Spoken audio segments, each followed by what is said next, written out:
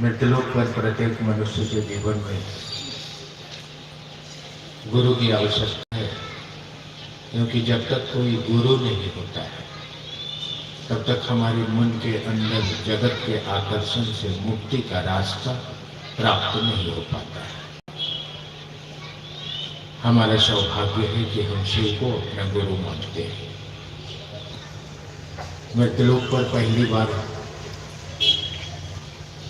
शिव शिष्यता के उद्घोषक वरिण्य गुरु भ्राता साहब श्री हरिंद्रानंद,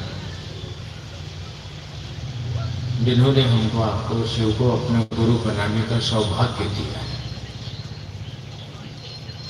शिव गुरु आदिकाल से हैं, अनादिकाल से हैं, जगत गुरु हैं वो, मगर वह शिव हमारा गुरु कैसे होगा, इसकी व्याख्या मृतलोक पर उपलब्ध नहीं थी। इस व्याख्या को पहली बार हमारे मृतलोक पर हम सब प्राणी के बीच में इस संसार में दिया गया है, और देने वाले मृत भुवन पर मानव शरीर में आए और शिव के गुरु स्वरूप से जुड़ाव की प्रक्रिया देखकर चले।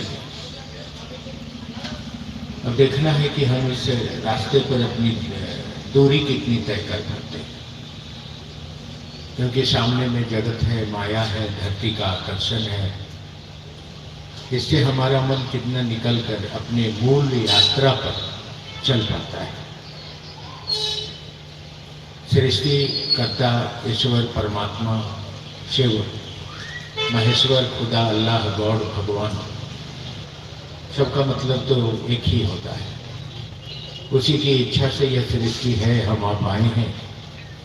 अपनी इच्छा से हम आए भी नहीं हैं, और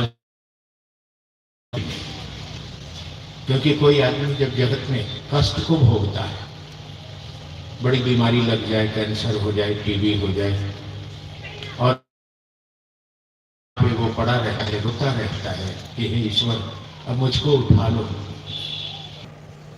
वो उसी खटिए पर बिस्तर पे मल त्याग करता है और चिल्लाता है, छटपट करता रहता है, फिर भी वो मर नहीं सकता है, क्योंकि मौत और जिंदगी तो उसके हाथ में है, जो दुनिया बनाता है, जो इस सृष्टि का शिल्पकार है, ईश्वर है, परमात्मा है। तो ना हम अपनी मर्जी से जी सकते हैं, ना अपनी मर्जी से जा सकते हैं, ना हम अपनी मर्जी से इस दुनिया में अपने कुछ भी काम को कर सकते हैं। यह सारी मर्जी और दुनिया उसकी इच्छा से चलती रहती है। वह ईश्वर है, परमात्मा है, जो आत्मा के रूप में हमारे आपके शरीर में बैठा है।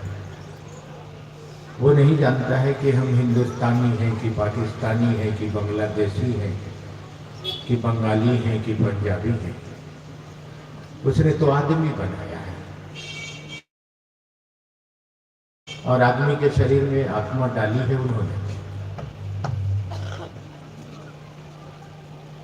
अब ये आदमी इस धरती पर आके विभिन्न धर्म जात संप्रदाय आदि में बट जाता है, मगर जब घर जाने की बारी आती है तो रास्ता एक ही होता है। कोई जला देता है, कोई दफन कर देता है, कोई गाड़ देता है, कोई गंगा में बहा देता है। जाना तो सबका एक ही जगह है, आना तो एक ही जगह है। तो उस परमात्मा की सूक्ष्म सत्ता जो आत्मा के रूप में हमारे शरीर में बैठी है, वहां तक हमारी समझ को जानने के लिए हमारे मन रूपी मशीन पर गुरु का नियंत्रण होना जरूरी है। अगर गुरु का नियंत्रण नहीं होगा तो इस संसार की इस यात्रा में हम भटक कर मर जाएंगे, और अपनी घर वापसी की यात्रा हमारी नहीं हो पाएगी। वह ईश्वर है, वह बाहर की आवाज नहीं सुनता है, शब्द नहीं समझता है, बोली नहीं समझता है। आप बंगाली बोलते हैं कि पंजाबी बोलते हैं कि बिहारी बोलते हैं कि यूपी वाले हैं, किसी भाषा को वो नहीं समझता है। अगर वो समझता है तो भाव को समझता है। आपका भाव कैसा है? आपकी भाषा से उसको कोई लेना देना नहीं। भाषा में भाव कितने हैं, कैसे हैं, आपकी पुकार कितनी गहरी है, आपके दिल में दर्द कितना है, उसी दर्द और पुकार के बदौलत वह अपनी सारी कायनात हमारे आपके ऊपर बरसा देता है, लुटा देता है और आदमी से, परमात्मा से मिला देता है। अब इस भाव के स्तर पर हम आप तो बिल्कुल निर्धन हैं, क्योंकि ईश्वर को गुरु बनाने की बात चल रही है, तब तो भाव की बात चलेगी। ना तो यहाँ अगरबत्ती की बात चलेगी, ना प्रसाद की बात चलेगी, ना व्यक्ति की बात चलेगी, ना धर्म की बात चलेगी, ना संप्रदाय की बात चलेगी। जब उस ईश्वर की बात चलेगी तो भाव की बात चलेगी। पुस्तकों ने भी लिखा है, भावे न लभते देवता, भावे न देव दर्शन। भाव से देवता मिलते हैं, भाव से उनका दर्शन किया जाता है। आपके पास बहुत पैसे होंगे, आप बहुत बड़ा पूजा करवा देंगे, बहुत पैसा बांट देंगे, लंगर चलवा देंगे, भोज करवा देंगे, इससे उस ईश्वर को क्या लेना देना? हमारे दिल में उसके लिए भाव कितना है, क्योंकि वह एक ईश्वर के रूप में, शिव के रूप में निराकार सत्ता है, परमात्मा है। जब यह सृष्टि साकार जगत नहीं बनी थी तब भी वह था, जिसे हम शून्य कहते हैं, जहाँ कोई अंक नहीं है, कोई हलचल नहीं है, कोई तत्व नहीं है, कोई भाव नहीं है, कोई धर्म नहीं है, कोई संप्रदाय नहीं है, कोई निर्माण नहीं है। और उसी सूक्ष्म तरंगों में प्रवाहित रहकर इच्छा, उस ईश्वर की इच्छा शक्ति को आदि शक्ति कहा जाता है। काली माँ, काली माँ, भगवती माँ, नौ दुर्गा, सती, चंडी, कावेरी आदि आदि। फोटो में तो दिखता नहीं है जैसा है वो। मंदिरों में होगा तो एक शिवलिंग होगा, एक पत्थर होगा जिसमें कोई चेहरा नहीं। शिवलिंग का अर्थ ही होता है, शिव का अर्थ होता है परमात्मा और लिंग का अर्थ होता है प्रतीक। एक पत्थर है जो परमात्मा का प्रतीक है, ईश्वर का प्रतीक है। कमलाकांत एक भैरव बाबा का पत्थर है, उसमें कोई भैरव की प्रतिमा नहीं है, मगर कहा जाता है कि कमलाकांत जी वहीं बैठ के साधना करते थे। एक बेल का पेड़ था और वो इतने बड़े साधक थे कि अमावस्या के अंधेरी रात में पूर्णमासी का चांद लाकर इस धरती को दिखा दिया था। ये साधना क्या है? ये अंदर के भाव तरंगों की गहराई है जिसमें ईश्वर उतर जाते हैं। वही भाव तरंगों की गहराई है ये शिव की शिष्यता, और कुछ नहीं है। ना तो भजन से होगा, ना तो प्रवचन से होगा, ना तो भाषण से होगा, ना तो व्यक्ति से होगा, ना तो संप्रदाय से होगा, ना तो धर्म से होगा। आप क्या धर्म मानते हैं मैं नहीं जानता, लेकिन परमात्मा से अलग नहीं है हम। कोई हिंदी बोलता है तो हे शिव आप मेरे गुरु हैं, मैं आपका शिष्य हूँ, यह मुख संवाद प्रेषित कर रहा है। आप बंगाली में अपने सूत्र को बोलते हैं तुम ही हमारे गुरु, अच्छी दया करो ना। कोई मुसलमान है तो कहते हैं हे शिव आप मेरे उस्ताद हैं, मैं आपका शागिर्द हूँ, मुझ पर दया करिए, रहम करिए। कोई इंग्लिश में होंगे तो बोलते होंगे O Lord Shiva I pray to you please help me. यानी शब्द अलग अलग हैं मगर सबके भाव एक हैं। इसीलिए कि ईश्वर अल्लाह तेरे नाम सबको सन्मति दे भगवान। वह सभी का भगवान एक है, ईश्वर है, खुदा है, गॉड है, भगवान। वहाँ कोई बंटवारा नहीं चलता है। जगत में हम बांट के रहते हैं, हम आपस में बंट के रहते हैं। ये हमारी नादानी है, ये मूर्खता है हमारी, नासमझी है हमारी। अरे कुछ दिन के लिए आए थे, चैन से जीते, सब तो अपने ही लोग। इसी नासमझी पर गुरु की दया होती है, और गुरु जब दया करते हैं तो व्यक्ति की मानसिक चेतना का उद्भव होता है। अभी हमारी मानसिक चेतना का उद्भव नहीं। खाना बनाना, बच्चा पैदा करना, घर बनाना, पैसे कमाना, मर जाना, ये तो एक साधारण कार्य है जो नियमित रूप से चल रहा है। मेरे दादा ने भी किया, मेरे परदादा ने भी किया, हमारे बाबूजी ने भी किया, हमने भी किया, मेरे माँ बाबूजी ने भी किया, सब लोगों ने किया। ये तो कंटिन्यू चलने वाला एक धारा है। इतना किया तो क्या किया, आदमी के शरीर में आकर क्या किया। यहाँ तो जानवर भी बच्चे पैदा करते हैं, जानवर भी चारा खाते हैं, जानवर भी तबेला में रहते हैं। तो फिर आदमी का शरीर क्यों मिला हमको आपको? इसलिए मिला था कि जात और धर्म की लड़ाई लड़ेंगे, इसलिए मिला था कि एक दूसरे का दुश्मन बनेंगे, एक दूसरे के खून के प्यासे बनेंगे। ये जान लीजिए अति दुर्लभ मनुष्य तन पावा, ये शरीर बहुत दुर्लभ है जो बार बार हमको आपको नहीं मिलेगा। अगर इस शरीर में हमारा रौल बढ़िया नहीं हुआ, जो भूमिका जिसको कहते हैं आदमी के शरीर का, अगर इस आदमी के शरीर में हमारा भूमिका सही नहीं हुआ तो फिर सेकंड टाइम में हमको इस शरीर में आने का कोई औचित्य नहीं। जाओ दूसरे शरीर में जाओ, जानवर के शरीर में जाओ। ने इस धरती पर काम किया, वो तो एक जानवर से भी बदतर का काम किया। आदमी के शरीर का काम कहाँ किया उन लोगों ने? आदमी का धर्म होता है, मानव का मूल धर्म है परोपकार, भलाई, प्रेम, करुणा, दया। ये सारी चीजें हमारी छूट गई। अब बचा क्या हमारे पास? द्वेष, घृणा, हिंसा, हत्या, व्यभिचार की लड़ाई, द्वेष आदि आदि चीजें बच गई हैं। ये तो जानवर की, जैसे एक कुत्ता इस मोहल्ले का अगर घुसे तो लड़ाई हो जाएगी। ये तो जानवर के गुण हो गए ना। अगर एक आदमी दूसरे आदमी चल रहा है, अगर वो आदमी किसी तीसरे के साथ हो गया तो उसके साथ द्वेष हो जाएगा, जलन हो जाएगा। ये तो दुर्गुण हो गए ना, ये तो विकार हो गए ना। मानोगे फिर मूल धर्म कहाँ गया?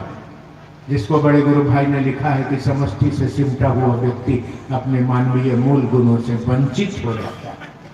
हम मानव के मूल गुण से वंचित हो गए। समष्टि माने समाज, व्यष्टि माने व्यक्ति। जो आदमी समाज से सिमट गया है वो मानवीय मूल गुण से वंचित हो गया। वो सिर्फ अब उसको अपना चाहिए, मेरा घर बड़ा हो, मेरा पैसा बड़ा हो, मेरा बाल बच्चा बड़ा हो, मेरी दुनिया बड़ी सुंदर हो, बगल वाला भूखा मर जाए, कोई मेरे सामने वाला भीख भी मांग रहा हो तो मुझको कोई फर्क पड़ने वाला नहीं हो। अरे ये आदमी के गुण नहीं है, ये तो जानवर से भी नीचे के गुण हो गए आदमी। कहाँ चला गया आदमी? क्या एक्शन हो रहा है हमारा आपका? क्या भूमिका है हमारी आपकी? क्या इसीलिए उस परवरदिगार ने हमको आपको इतना खूबसूरत शरीर दिया था?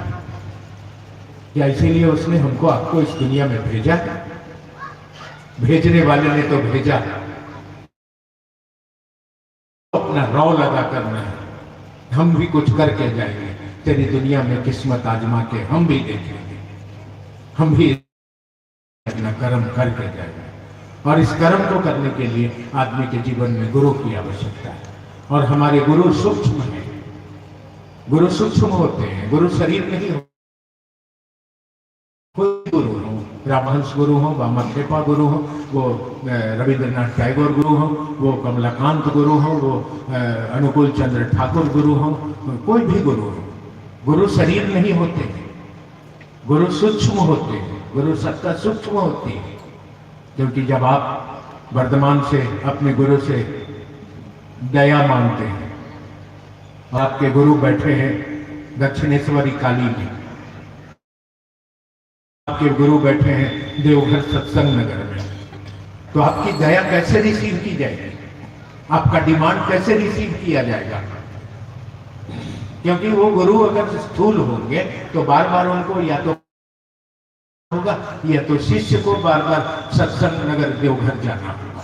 लेकिन दोनों की दूरी है 500 किलोमीटर की। तो आप जब यहीं बैठे बैठे अपने गुरु से कहते हो तो कैसे वो जान जाते हैं कि मेरा शिष्य मुझसे कुछ कह रहा है? यानी गुरु भाव सत्ता है, गुरु सूक्ष्म सत्ता है और शिष्य भाव का खेला है। दोनों के भाव अगर गहरे होते हैं तो गुरु उस भाव को रिसीव करते हैं और शिष्य के तल पर अपनी दया बरसा देते हैं। यही गुरु की परंपरा है। कोई सदगुरु रहे हो, कोई स्थूल गुरु रहे हो या महादेव गुरु रहे हो, गुरु तो भाव सत्ता होता है। हम समझते हैं बहुत सारा भजन गा लिए, हम समझते हैं बहुत सारा भाषण दे लिए तो हम महादेव का चेला हो गए, हमसे बढ़िया कौन बोलेगा? ऐसा नहीं है। तेरे दिल में उसके लिए कितनी खनक है, तेरे मन में उसके लिए कितना दर्द है, तेरा मन उसके लिए कितना तड़पता है, उसको चाहता है, उसके लिए प्यार कितने तेरे जीवन में है, तेरे मन में है। यही प्रदर्शित करेगा कि उससे हमारा मोहब्बत कितना है। मैं अभी गया, मैं आता हूँ वर्धमान तो जाता हूँ उनके पास। मैं उनके पास गया, प्रसाद वितरण खत्म हो गया था, हम लोग बैठे प्रणाम किए, चलने लगे तो वहाँ से पुरोहित जी उठ के आए और बोले कि लाओ इन लोगों को प्रसाद दो, ये लोग को दे के जाना, ये ऐसे नहीं जाएंगे। तो आदमी आदमी की बात होती है, अपने अपने मन की बात होती है, भाव की बात होती है। हमने बरेन गुरु भ्राता से सुन रखा था कि अगर धरती पर कोई नामचीन तांत्रिक है जो तंत्र विधा का इस मृतलोक पर सबसे बढ़िया और नामचीन अगर कोई है तो वह है कमलाकांत। इससे बड़ा तांत्रिक इस मृतलोक पर न पैदा हुआ न होगा।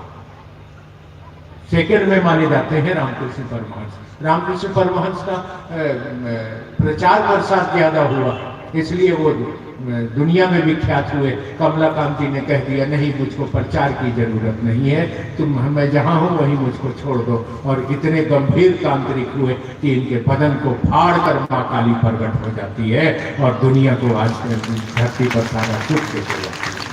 तो प्यार इसको कहते हैं ना। ये कौन सा प्यार है? चंदन लगा लिया, अगरबत्ती जला दी, कंगन बांध लिया और भाषण दे रहे हैं, आज महादेव का काम कर रहे हैं, कल भूल गए, परसों शिव चर्चा चल रही है, तरसों छोड़ दिए, आज महादेव महादेव कर रहे हैं, फिर कुछ दिन के बाद याद आया तो करने लगे, फिर निकल गए। ये कैसा मोहब्बत है यार? अरे प्रेम तो दिल की लगी होती है। अगर दिल को एक बार छू जाए तो वो दुनिया छोड़ सकता है, लेकिन अपनी मोहब्बत को छोड़ नहीं सकता है। मोहब्बत इसलिए आप मोहब्बत करने हम आप चले हैं। हम आप किसी भगवान और देवता और पूजा की बात यहाँ करने कहाँ चले? किसी जात और धर्म की बात करने कहाँ चले? आज तक तो लोगों ने धर्म और जात के नाम पर बांटा ही है धरती पर। आज तो हम एक होने चले। आज तो हमारी यात्रा उस परम पिता परमात्मा, उस परवरदिगार की इच्छा से इस सृष्टि के कण कण में समाहित उस अस्तित्व के बोध पर खड़ी हो रही है, जिसमें वह स्वयं शिव खड़ा है, जो परमात्मा के रूप में खड़ा है। मगर हाँ, वो मौन है और मौन के पास जाना होगा तो मौन ही जाना होगा। वह शब्द नहीं सुनता है, वह भाषा नहीं जानता है, वह जात नहीं देखता है, वह धर्म की बात नहीं मानता है। वह तो दर्द में तड़पता हुआ उस दिल को देखता है जिसमें उसकी याद बची है, उसका प्यार बचा है। और इसी विधा का नाम यह अध्यात्म है। अध्यात्म के बारे में कहा ही जाता है कि प्रेम और समर्पण के सिवा अध्यात्म में कुछ नहीं है। अगर आपके दिल में प्रेम है उसके लिए और समर्पण है उसके प्रति, तो वह आपके साथ है, आपके पास है। लोग कह रहे थे कि जीवन के साथ भी और जीवन के बाद भी वह हमारे पास खड़ा है, हमारे साथ खड़ा है, उसके पास हम हैं और मेरे दिल में वो बचा पड़ा है। इसलिए उसकी याद में, उसकी प्यार में मर जाना और इस दुनिया में अब यह पैगाम लेकर इस मिसाल को जलाना है। सभी परिवार को एक करना है, सबको अपने इस परिवार को प्रेम में समेटना है और किसी से, किसी भी स्थिति में, किसी से इस रास्ते में चलने में डरना नहीं। मनुष्य आज तक मनुष्य को ठगा है, धर्म के नाम पर, जात के नाम पर, गुरु के नाम पर, संप्रदाय के नाम पर आदमी को ठगा गया है। धन इकट्ठे किए गए, मूर्ख बनाए गए। आप जब इस रास्ते पर चलेंगे तो लोग सामने आ जाएंगे और कहेंगे हम जो कहते हैं तो करो। मीरा ने तो नहीं माना किसी की बात, वो तो चलती चली गई। मीरा रानी दीवानी हो गई, राजा की बेटी थी वो, लेकिन लोगों ने रोका। उसके पति राणा मारे गए लेकिन नहीं लौटी। घर के लोगों ने रोका। लोगों ने कहा मीरा तू राजपूत घराने की हो और तू हरिजन के साथ रहती हो, मेरा नाक कटवाओगी क्या? रैदास जो मीरा के गुरु थे वो हरिजन थे, तू हरिजन के साथ रहती। मीरा ने कहा ऐसी लागी लगन मीरा हो गई मगन, अब तो गली गली हरि गुण गाने। उसने तो नहीं माना। उसने तो किसी की बात नहीं मानी, शबरी ने तो किसी की बात नहीं मानी, गांव से निकाल दिया गया उसको, और खेतों में जाके वो एक झोपड़ी बना के रहती थी और सूखे बैर चुन के खाती थी और दिल से पुकारती थी कि मेरे झोपड़ी के भाग जग जाएंगे, मेरे राम आएंगे, और राम को इस प्यार के ताकत में आना पड़ता है। ये प्यार है, व्यापार नहीं है। मगर लोग आएंगे हमारे आपके बीच में, समझाएंगे, किसी ने बात नहीं माना तो हम क्यों मानेंगे। आध्यात्म स्वतंत्र यात्रा है, आध्यात्म किसी के कहने से नहीं चलती है, दिल लगी से चलती है। ये मीरा की चली है, कृष्ण की चली है, शबरी की चली है, मंसूर का चला है। मंसूर फांसी पर चढ़ जाते हैं, उनके गुरु कहते हैं कि देख अनल हक मत बोलना, आज फरमान आया है राजा से कि तुम्हारी हत्या होगी, मेरी भी हत्या होगी। मंसूर ने कहा, हे गुरुजी मैं नहीं बोलता, मेरे अंदर खुदा बोलता है, तो मैं क्या करूं। और मंसूर फांसी पे चढ़ जाते हैं, किसी की बात नहीं मानते हैं वो। ये धरती पे सुकरात को जहर दिया जाता है, मीरा को जहर दिया जाता है और पी जाती है और किसी की कहने में नहीं जाती है। वो दीवाने लोग हैं जो ईश्वर को चाहने वाले हैं। आपको भी ये दीवानापन दिखाना है और खुद से चलते जाना है, किसी दूसरे के कहने में नहीं चलना है। आप और आपका महादेव, आपका दिल आपके महादेव के लिए धड़कना है और इस धड़कन में उसकी याद बसा लेनी है। फिर तेरी चाल देख ले, वो गीत कहते हैं ना, मेरे पैरों में घुंघरू बंधा दे तो फिर मेरी चाल देख ले। अपने दिल में तू महादेव को बसा ले तो फिर तेरी चाल देख ले कि क्या तेरी चाल है और दुनिया क्या तेरी सुंदर हो जाती है। इसलिए इसमें बीच में व्यक्ति और गुरु और व्यापार की जरूरत नहीं है, प्यार की जरूरत है। आप प्यार के रिश्ते में चल रहे हैं तो प्रेम के इस परिदृश्य में इस ईश्वर को गुरु बनाकर हम आप इस जीवन को यापन कर रहे हैं और उस दिशा में हम आप बढ़ने का प्रयास कर रहे हैं। इसलिए बड़ी ही बारीकी से इस रास्ते पर चलने की कोशिश करिएगा, इस दिशा में बढ़िएगा। जैसे इस दिशा में आप बढ़िएगा, रास्ते में बहुत सारे कांटे आएंगे, बहुत सारे परेशानियां आएंगे, बहुत सारे तकलीफ आएंगे, मगर डरने की बात नहीं है, क्योंकि हमारा दामन हमारे महादेव ने थामा है, हमारे ईश्वर ने थामा है। अब हमें डरने की जरूरत नहीं है, हम विजयी होंगे और अपने घर पहुंचेंगे। बस अपने रिश्ते पे खड़ा रहने की जरूरत है। इसलिए किसी से डरने की जरूरत है नहीं है, न दुख से डरने की जरूरत है, न जगत के लोगों से डरने की जरूरत है, न संसार से डरने की जरूरत है, न किसी व्यक्ति के कहने की जरूरत है, न किसी व्यक्ति के आकर्षण में चलने की जरूरत है, न किसी व्यक्ति के विकर्षण में चलने की जरूरत है। किसी में डरने की जरूरत